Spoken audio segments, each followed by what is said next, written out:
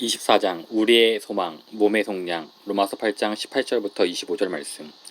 생각하건대 현재의 고난은 장차 우리에게 나타날 영광과 비교할 수 없도다. 피조물이 고대하는 바는 하나님의 아들들이 나타나는 것이니 피조물이 허무한데 굴복하는 것은 자기 뜻이 아니요 오직 굴복하게 하시는 이로 말미암음이라. 그 바라는 것은 피조물도 썩어짐의 종노릇한 데서 해방되어 하나님의 자녀들의 영광의 자유에 이르는 것이니라. 피조물이 다 이제까지 함께 탄식하며 함께 고통을 겪고 있는 것을 우리가 아느니라. 그뿐 아니라 또한 우리 곧 성령이 처음 읽은 열매를 받은 우리까지도 속으로 탄식하여 양자 될 것 곧 우리 몸의 속량을 기다리느니라. 우리가 소망으로 구원을 얻었음에 보이는 소망이 소망이 아니니 보는 것을 누가 바라리요. 만일 우리가 보지 못하는 것을 바라면 참음으로 기다릴지니라. 이전에 저는 소망에 대한 시리즈 설교 중에 우리 소망의 내용은 무엇인가, 그리스도인으로 우리는 무엇을 소망하는가라는 질문을 다룬 적이 있습니다. 먼저 우리의 크신 하나님, 구주 예수 그리스도의 영광이 나타나심을 기다리는 것이 우리의 소망이라고 말씀드렸습니다. 이번 주에는 우리 몸의 속량이 또한 우리의 소망임을 말씀드리려 합니다. 로마서 8장 23절입니다. 우리 곧 성령이 처음 익은 열매를 받은 우리까지도 속으로 탄식하여 양자 될 것, 곧 우리 몸의 속량을 기다리느니라. 이 구절의 문맥을 살펴보겠습니다. 미래 영광과 비교할 수 없는 현재의 고난. 바울이 오늘 본문 말씀에서 제일 처음 말한 것은 하나님의 자녀가 이 세대에서 견디는 고통이나 고난, 좌절, 실망이 무엇이든 그것은 다가올 세대에 하나님의 자녀가 경험하게 될 영광과 비교하면 아무것도 아니라는 것입니다. 현재의 고난은 장차 우리에게 나타날 영광과 비교할 수 없도다. 우리가 바울이 당한 고난을 알지 못했다면 그 말이 그저 값싼 위로, 그저 성도들을 위로하기 위해 속세를 초월하는 따위의 입에 발린 말에 불과하다고 생각할지 모릅니다. 하지만 우리는 바울의 고난을 알고 있습니다. 유대인들에게 40에서 하나 감암매를 5번 맞았으며 3번 태장으로 맞고 1번 돌로 맞고 3번 파선하고 일주일을 깊은 바다에서 지냈으며 여러 번 여행하면서 강의 위험과 강도의 위험과 동족의 위험과 이방인의 위험과 신의 위험과 강야의 위험과 바다의 위험과 거짓 형제 중의 위험을 당하고 또 수고하고 애쓰고 여러 번 자지 못하고 줄이며 목마르고 여러 번 굶고 춥고 헐벗었노라. 이외의 일은 고사하고 아직도 날마다 내 속에 눌리는 일이 있으니 곧 모든 교회를 위하여 염려하는 것이라. 이런 삶을 살자니 바울의 모험이 당했을 고난이 얼마나 컸을지 쉽게 짐작할 수 있습니다. 바울이 겉사람은 후패하나라고 말할 때 그가 당한 고난이 들리는 것 같습니다. 그의 몸은 나날이 후패해지고 있었습니다. 성경에서 후패하다는 단어는 금속에 녹이 슬거나 옷에 좀이 묻거나 군지름으로 몸이 세약해질 때 사용하는 단어입니다. 하지만 바로 이런 문맥에서 바울은 오늘 본문과 같은 요지의 말을 합니다. 우리가 잠시 받은 환난에 경한 것이 믿을 수 없을 정도의 평가절하입니다. 지극히 크고 영원한 영광에 중한 것을 우리에게 이루게 함이니. 여기서 모든 비교를 넘어서는 영광에 중한 것이란 바울 로마서 8장 18절에서 현재의 고난은 장차 우리에게 나타날 영광과 비교할 수 없다고 할 때 말한 그 영광과 같습니다. 바울은 왜 이런 영광이 올 것을 그렇게도 확신하는가? 영광에 대한 소망이 있기에 고통은 참을 만한 것이 된다는 이 첫 번째 관점을 말한 후 바울은 이 영광이 실제로 오고 있다고 자신이 확신하는 이유를 설명하기 위해 과거로 거슬러 올라갑니다. 19절입니다. 피조물이 고대하는 바는 하나님의 아들들이 나타난 것이니. 이 구절에서 다음 두 가지에 주목하십시오. 하나님의 아들들이 아직 나타나지 않았다. 하나는 하나님의 아들들이 아직 나타나지 않았다는 것입니다. 피조물은 하나님의 아들들이 나타나기를 고대하고 있습니다. 이것이 의미하는 바는 하나님의 영광에 참여할 때 우리가 갖게 될 모습이 지금은 숨겨져 있다는 것입니다. 현재 우리는 다른 사람들처럼 나약하고 불완전해 보입니다. 다른 사람들처럼 고난도 받습니다. 영광의 날은 아직 오지 않았습니다. 피조물이 간절히 그날을 기다린다. 19절에서 주목해야 할 다른 하나는 피조물이 즉 나무와 불과 구름과 호수와 양과 소와 말과 사자와 원숭이 달 별들이 하나님의 자녀들이 본래 그들의 영광스러운 모습으로 나타날 그날을 간절히 기다리고 있다는 것입니다. 피조물은 마치 연극이 시작하기 전에 관중석에 앉아서 엄마 언제 시작해요? 이제 시작해요? 라고 계속 묻는 어린아이와 같습니다. 바울은 왜 이런 식으로 피조물이 간절한 기대 또는 갈망을 느낀다고 말할 수 있는 것일까요? 바울은 20절에서 이에 답합니다. 피조물이 허무한데 굴복하는 것은 자기 뜻이 아니요 오직 굴복하게 하시는 이로 말미암음이라. 피조물의 허무함과 소망. 피조물에게는 두 가지가 주어졌습니다. 하나는 허무함입니다. 피조물이 다 허무한데 굴복하였습니다. 온 피조물에게 좌절과 고통과 불완전함이 있습니다. 또 하나는 소망입니다. 허무함은 소망 가운데 굴복하게 하시는 이로 말미암은 것입니다. 좌절, 고통, 불완전함이 최종 목적이 아닙니다. 그것들은 일시적입니다. 하나님은 피조물을 허무한데 굴복하게 하시지만 소망 가운데 그렇게 하셨습니다. 즉 하나님은 소망에 넘치는 목적을 가지고 피조물을 허무함이라는 저주 아래 두셨다는 말입니다. 따라서 피조물의 허무함에는 소망이 넘치는 하나님의 목적이 담겨 있다는 의미에서 바울은 피조물이 간절한 열망을 품고 있다고 말할 수 있습니다. 몇 주 전에 주방 창문으로 앙상한 오동나무 가지를 보다가 이렇게 말한 것이 기억납니다. 앙상한 오동나무가 따스하고 밝은 봄날을 간절히 기다리고 있구나. 하나님은 겨울에 오동나무를 이파리 한 장 없이 앙상하게 만드셨지만 봄을 기다리는 소망을 가지고 그렇게 하였습니다. 그래서 봄은 매년 우리가 용기를 잃지 않도록 영원한 소망을 일깨워주는 역할을 한다고 생각합니다. 언젠가는 영원한 봄이 올 것입니다. 피조물이 소망하는 것. 그런 다음 21절에서는 피조물의 소망이 썩어짐의 종노릇한 데서 해방되어 하나님의 자녀들의 영광의 자유 또는 하나님의 자녀들의 영광스러운 자유에 이르는 것이라고 말합니다. 다른 말로 하면 하나님이 피조물에게 주신 소망은 바로 피조물이 하나님의 자녀들의 영광의 자유에 참여하거나 함께하는 것입니다. 자녀들의 영광을 받을 때 피조물 전체가 그 영광을 상속받게 될 것입니다. 온유한 자는 복이 있나니 그들은 땅을 기업으로 받을 것이며 그리고 하나님의 자녀들의 기업이 험한 것이 아닌 영광스러운 것이 되도록 하십니다. 하나님의 자녀들이 그들의 유산을 받을 날이 올 때 온 피조물은 영광스러워질 것입니다. 이제 본문에 나타난 사고를 역방향으로 훑어보면서 정리하겠습니다.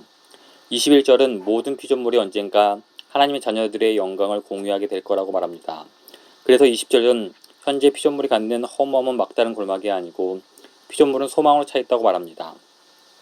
또 그런 이유로 19절은 피조물이 마치 가장 행렬이 시작되기를 간절히 기다리며 발끝을 세우고 기웃거리는 어린아이와 같다고 말합니다. 그러므로 18절은 우리가 현재의 고난은 다가올 영광에 비하면 아무것도 아니라고 용기를 낼 수 있다고 말합니다. 현세에 대한 냉혹한 진리. 이제 이 모든 것을 알게 되었으니 우리가 살고 있는 현 세대에 대한 냉혹한 진리를 들을 준비가 되었습니다. 22, 23절에서는 바울은 이렇게 말합니다. 피조물이 다 이제까지 함께 탄식하며 함께 고통을 겪고 있는 것을 우리가 아느니라. 그뿐 아니라 또한 우리 곧 성령의 처음 익은 열매를 받은 우리까지도 속으로 탄식하여 양자될 것, 곧 우리 몸의 속량을 기다리느니라. 여기서 말하는 냉혹한 진리는 이 세대가 지속되는 한 그리스도인을 포함한 모든 피조물은 구속받지 못한 몸의 속박 아래에서 신음할 것이라는 사실입니다. 다시 말하면 우리 몸의 속량은 아직 현재적인 실제가 아니라는 것입니다. 기다려야 합니다. 그때까지 우리는 신음합니다. 지치고 아프고 용기를 잃습니다. 피조물의 모든 허무함은 믿지 않는 세상을 공격할 뿐 아니라 성령을 내주하시는 우리들도 공격합니다. 우리 곧 성령이 처음 읽은 열매를 받은 우리까지도 속으로 탄식하여 양자될 것, 곧 우리 몸의 속량을 기다립니다. 이 말은 이 세대에서는 성령께서 구원받지 못한 몸의 모든 신음을 완벽하게 해결해 주시지 않는다는 의미입니다. 성령은 구원의 첫 열매이자 보증이고 계약금입니다. 하지만 이 세대에서 성령은 모든 고통과 고난과 좌절을 없애주시지 않습니다. 반대로 그분은 소망의 영이십니다. 24, 25절 말씀입니다. 우리가 소망으로 구원을 얻었음에 보이는 소망이 소망이 아니니 보는 것을 누가 바라리요. 만일 우리가 보지 못하는 것을 바라면 참음으로 기다릴지니라. 우리는 인내가 성령의 열매임을 압니다. 그리고 인내가 소망의 열매임을 압니다. 그러므로 성령의 역사는 우리가 고난 중에서도 계속해서 소망하도록 영감을 줍니다.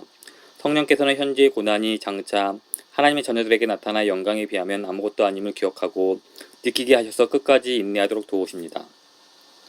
속량받은 몸에 대한 소망. 따라서 오늘은 우리가 갖는 소망의 한 가지 측면, 즉 우리 몸이 구속받을 것이고 더 이상 고통이 없는 그날이 올 것이라는 이 한 가지만 생각해보고 싶습니다.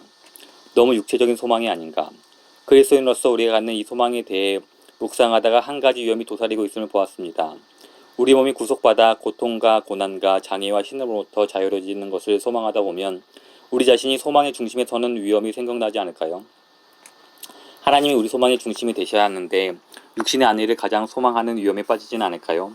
이 위험은 매우 실제적입니다. 하나님에게는 관심이 없으면서 지옥에서 육체적으로 고통당하는 것이 두렵고 천국에서 육체적으로 편안하고 싶어서 기독교 신앙을 받아들이는, 적어도 겉으로는, 사람들이 많기 때문입니다. 하나님이 천국에 안 계셔도 육체적으로 편안하고 즐길 수만 있다면 그들에게는 아무 문제가 없습니다.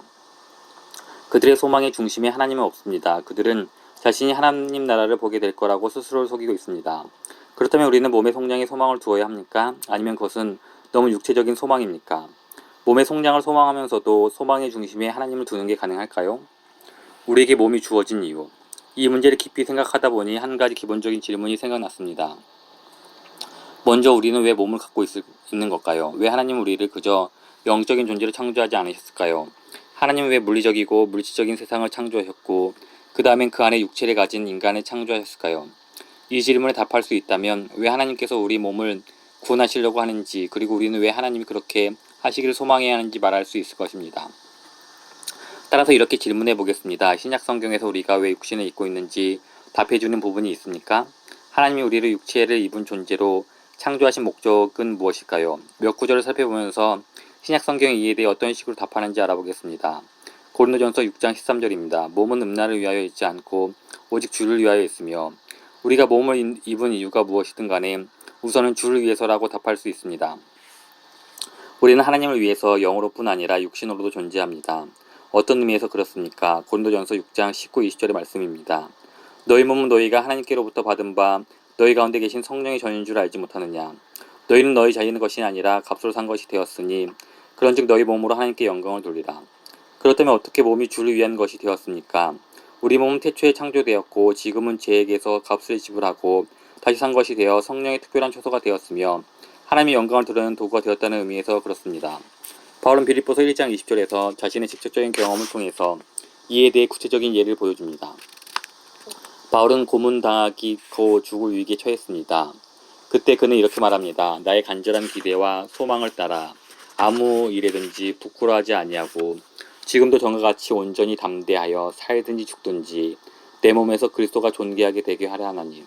따라서 우리가 육신을 가진 이유는 그리스도가 존귀하게 되고 하나님이 그 안에서 영광을 받으시기 위해서입니다. 어떤 의미에서 우리 몸은 하나님을 찬양하기 위해 만들어진 악기와 같습니다. 또는 하나님 목적을 위해 일하도록 고안된 연장들과 같습니다. 또는 하나님을 위해 싸움에 대비해 준비된 무기와 같습니다. 이와 비슷한 내용을 담고 있는 로마서 12장 1절을 보겠습니다. 그러므로 형제들아 내가 하나님의 모든 자비하심을 너희를 권하노니 너희 몸을 하나님이 기뻐하시는 거룩한 산 제물로 드리라. 이는 너희가 드릴 영적 예비니라. 여기서 우리 몸은 예배에서 하나님께 드리는 제물로 묘사되고 있습니다. 따라서 우리가 몸을 입은 이유는 몸이 없는 영혼이었다면 할 수 없었던 방법으로 하나님을 예배하기 위해서입니다. 로마서 6장 13절도 한번 보십시오. 또한 너희 지체를 불의의 무기로 제에게 늦추지 말고 오직 너희 자신을 죽은 자 가운데서 다시 살아난 자 같이 하나님께 드리며 너희 지체를 의의 무기로 하나님께 드리라. 여기서 우리가 몸을 가진 이유는 몸이 없는 영이었다면 가능하지 않았을 여러 방법으로 하나님께 순종하기 위해서임을 알 수 있습니다. 몸이 있기 때문에 우리의 순종과 예배는 가시적이고 실질적인 예배가 됩니다. 육신이 없이 영만 있었다 해도 예배할 수 있고 천국에 있는 천사들처럼 순종할 수 있었을 것입니다.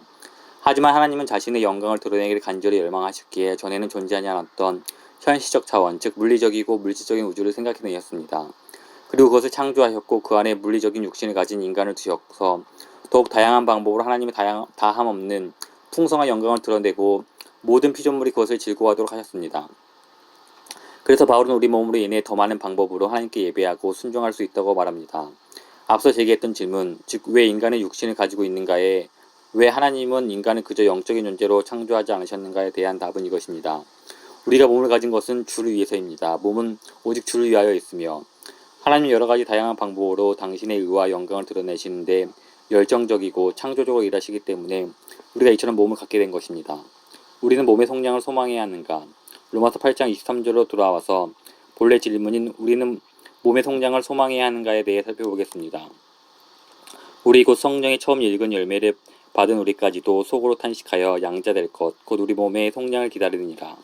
우리가 소망으로 구원을 얻었음에 바로 우리에게 몸의 속량을 소망하라고 가르칩니다. 몸이 다치지 않기를 원하는 것은 괜찮다고 말합니다. 휠체어에서 일어나기를 원한다고 목발을 던져버리고 각종 관절염약, 진통제를 끊고 싶다고 해도 좋습니다. 20대처럼 보고 들을 수 있기를 원해도 괜찮습니다. 아름답고 잘생기고 에너지가 넘치고 강하게 되길 원해도 좋습니다. 이것은 영광이 탄식하는 자리를 대신할 때 우리 몸이 속량을 얻는다는 약속입니다. 이 약속은 적어도 세 가지 부분으로 나누어 볼 수 있습니다. 1. 모든 고통과 질병과 기형과 장애가 사라질 것입니다. 2. 모든 죄가 많은 경우 몸을 통해 짓게 되는 사라질 것입니다. 3. 우리 몸이 없어져서 그렇게 되는 것이 아니라 우리 몸이 신비롭고 놀라운 영적인 방법으로 새롭고 영광스러운 몸으로 변화되어 그렇게 될 것입니다. 이 새 몸은 만지고 냄새 맡고 맛보고 듣고 볼 수 있는 몸입니다. 그렇다면 몸의 성장을 소망하는 것이 어쩌면 너무나 물질적인 소망은 아닙니까? 몸의 성장을 소망하면서도 하나님을 소망의 중심에 두는 것이 가능할까요? 성경적인 답은 그럴 수 있다입니다. 우리는 몸의 성장을 소망해야 합니다. 우리가 소망으로 구원을 얻었음에 인내를 가지고 몸의 성장을 기다립시다. 그리고 몸의 성장을 소망하면서 하나님을 중심에 둘 수 있는 것도 맞습니다.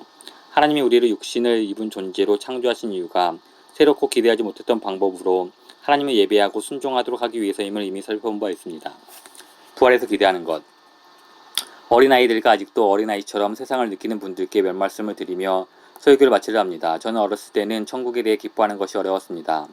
천국 하면 재밌는 이 멋진 세상을 떠나 단조롭고 지루한 곳으로 가는 것처럼 여겨졌기 때문입니다. 이것은 주로 제 잘못이었음을 분명합니다. 어떤 희생을 치르더라도 예수님과 함께 있고 싶을 만큼 그분을 사랑하지 않는 것이니까요.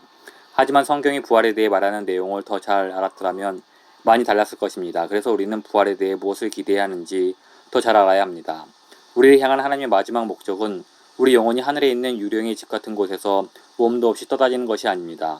그분의 목적은 우리의 몸을 다시 살려서 새롭고 아름답고 건강하고 강하게 하는 것입니다. 그분의 마지막 목적은 천국에서 영혼을 내보내도록 우리를 이 땅에서 데려가는 것이 아니라 새하늘과 새 땅을 만들어서 우리가 그곳에서 영원히 행복하게 사는 것입니다. 그리고 우리가 영원히 살게 될 새 땅이 현재의 땅과 완전히 다른 것이라면 하나님은 왜 굳이 우리 몸을 다시 살리시는 번거로움을 감수하시겠습니까? 우리가 완전히 다른 세상에서 살게 된다면 그냥 완전히 다른 몸을 만드시는 것이 더 낫지 않을까요? 그러므로 새 땅은 완전히 다른 세상이 아니라는 것이 답입니다. 부활할 때 새롭게 되는 것은 우리의 옛 몸이고 예수님이 다시 오실 때 새롭게 되는 것은 우리의 옛 땅입니다. 그러므로 진실로 예수님을 구원자로 믿고 주님으로 따른다면 이 땅에 살면서 누리던 좋은 것과 행복은 하나도 잃지 않을 것이라고 저는 확신합니다. 나쁜 것들은 다 사라질 테지만 모든 좋고 행복한 경험들은 새 땅에서 영원히 간직될 것입니다. 우리는 상상할 수 있는 최고의 몸을 갖게 될 것이고 놀고 등산하고 수영하고 달리고 뛰고 스키 타고 롤러스케이트를 타고 스케이트보드를 타고 자전거를 타고 하이킹을 하고 공중제비를 하게 될 것입니다. 우리가 가장 행복할 때 하던 모든 것을 하게 될 것입니다. 그러니 죽음 이후 미래에 대해 생각할 때 또한 예수님이 다시 오신 후에 영원히 하게 될 일을 생각할 때마다 이것들을 기억하십시오. 이것들이 우리를 정말 행복하게 만드는 이유, 다시는 슬퍼하지 않을 이유는 뛰고 오르고 수영하고 달리고 점프하고 자전거 타고 하이킹하고 공중제비하는 이 모든 활동을 통해 우리의 몸을 하나님께 복종하고 그분의 위대하고 놀라운 이름을 찬양하는 데 사용할 것이기 때문입니다. 하나님이 우리 삶의 중심에 계실 것이고 이것이 우리가 다시는 슬퍼하지 않게 될 이유입니다. 지금이라도 우리 몸을 하나님께 드릴 산 제물로 사용하고 하나님의 영광을 위한 의의 병기로 내어놓아 그 위대한 때를 미리 준비하는 것이 당연하지 않겠습니까?